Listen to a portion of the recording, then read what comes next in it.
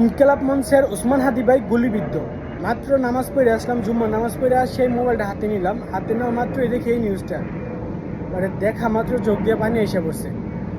ওসমান হাদির মতন লোক গুলিবিদ্ধ হয় দেশের মধ্যে। কি একটা দেশের মধ্যে আমরা বসবাস করি, সামনে নির্বাচন, 12ই ফেব্রুয়ারি তফসিল ঘোষণা করা হয়েছে যে 12ই ফেব্রুয়ারি নির্বাচন। এই মুহূর্তে তিনি হচ্ছে বর্তমানে ঢাকা 8 আসন থেকে তিনি এমপি প্রার্থী নির্বাচন করবেন ঢাকা 8 আসন থেকে।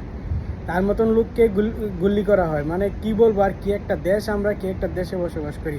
যে বা যারা এই সব মাঝে জড়িত আছে, যে বা যারা এইসব কর্মকাণ্ডের মাঝে জড়িত আছে, অবশ্যই তা তদন্ত করে সুষ্ঠু বিচার করতে হবে। যে হোক, সে যে দলেরই হোক, সে হোক বিএনপি, সে হোক আওয়ামী লীগ, সে হোক বাংলাদেশের যত দল আছে, সাধারণ মানুষ আছে, যে কেউ হোক, যে তার বিচার করতে হবে। এটা জনসাধারণের দাবি, এটা সকল মানুষের দাবি। কারণ ওসমান হাদি সবার প্রিয় মানুষ। তার মুখের ভাষা, তার রাজনীতিক মানে ধরন, একদম সাধারণ একটা মানুষ। কিভাবে প্রচারণা করতেছে, তাকে 8 আসন থেকে কিভাবে প্রচারণা করে চালা যাচ্ছে, এটা সবাই দেখতেছেন। তার ফেসবুকে যারা অ্যাড আছেন তারা সবাই দেখতেছেন। অবশ্যই এটা সুষ্ঠু তদন্ত করে সুষ্ঠু বিচার করতে হবে।